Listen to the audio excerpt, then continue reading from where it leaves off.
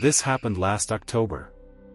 I haven't told anyone the full story because even saying it out loud makes me feel wrong, like I'm inviting it back into my life. But if I keep it to myself, I feel like I'll explode. So here it is. I was driving home from my cousin's place in upstate New York. It was around 11:30 at night, a damp and foggy Thursday. My original route would have taken me along the interstate for about 2.5 hours, but I had a GPS running on my phone, and halfway through the trip it suggested a faster route that would shave off about 20 minutes. I was tired. 20 minutes saved sounded good. So, without thinking too much, I accepted the new route. It took me off the main road onto a narrower 2-lane street that wound through thick forest. At first it seemed fine. Quiet, but fine. Then the road got even narrower, like it was only meant for one car at a time. The trees closed in, their branches arching over the road like they were trying to block out the moonlight. The fog was heavier here. My headlights could barely cut through it. Every sound from outside, the hiss of my tires, the occasional crack of a branch, seemed amplified, like I was driving inside a tunnel. Then I saw it. A mailbox. Black metal, sitting crooked on a wooden post. The numbers on it were painted in big, white strokes, 1462. There was no house in sight, just that lonely mailbox standing at the edge of the road. I kept driving. 10 minutes later, I saw it again. Same crooked post. Same chipped paint. Same numbers. 1462. I told myself it was just another house with a similar mailbox, but, no. It was the same one. I remembered a rusted soda can crushed into the dirt right next to it. Same can, same spot. My GPS still told me I was on track. It didn't say, recalculating, or anything. But when I glanced at the little blue line, it looked strange, like it wasn't moving forward, just shifting. I drove another 5 minutes. The road curved sharply right, dipped down into a hollow, and came back up. And there it was. 1462. I laughed out loud. A shaky, nervous laugh. It didn't make sense. I'd been driving straight. There weren't any turns to double back on.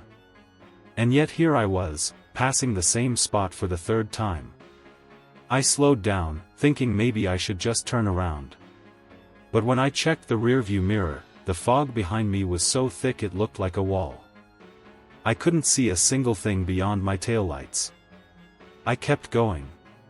Another 10 minutes, same road, same curve, same hollow. Same mailbox. But this time, the numbers were different. 1463. The paint looked fresher, like it had just been put on. I drove past it, my pulse pounding.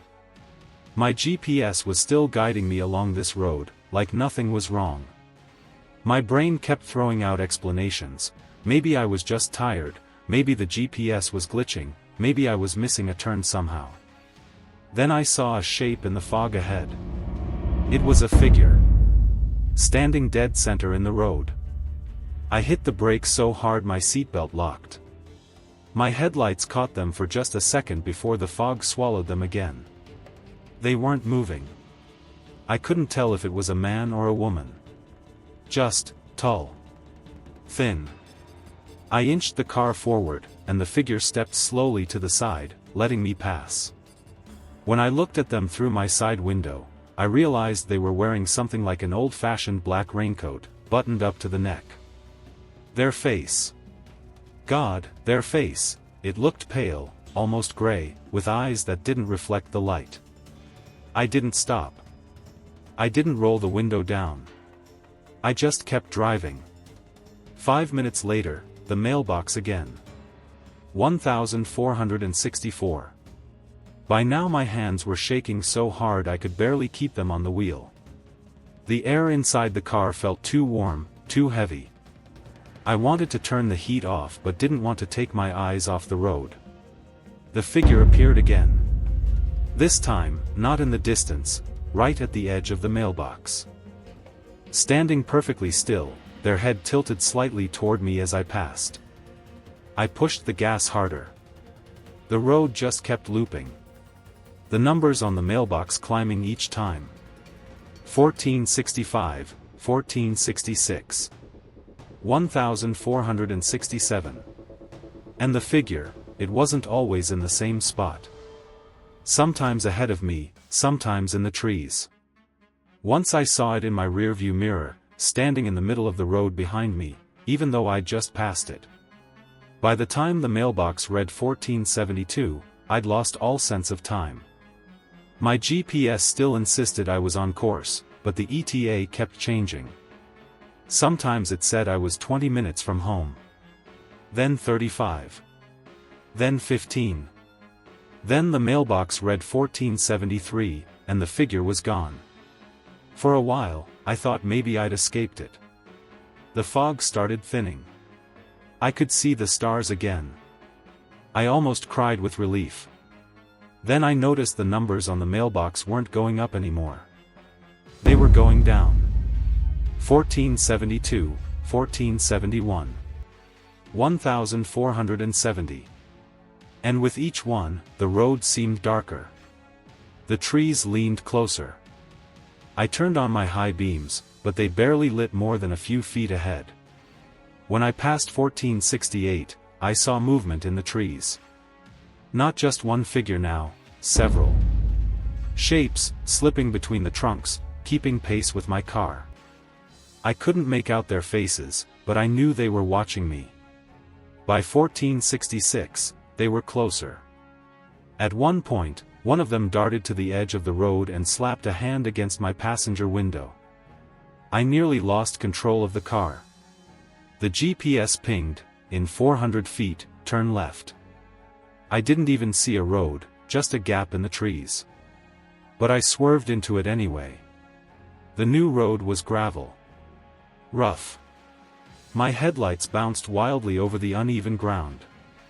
The fog began to thin, and after what felt like hours, I saw the glow of streetlights ahead. I burst out of the tree line onto a familiar highway, almost sobbing with relief. When I glanced in the rearview mirror, the gravel road was gone.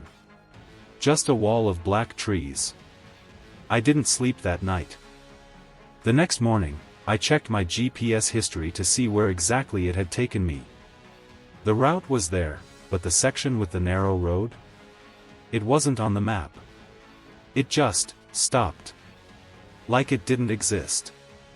I thought that was the end of it. Until last week. I was driving home from work when I saw a mailbox. Same black metal, same crooked post. The numbers, 1462. And standing beside it, half in shadow, was a tall, thin figure in a black raincoat. Watching me.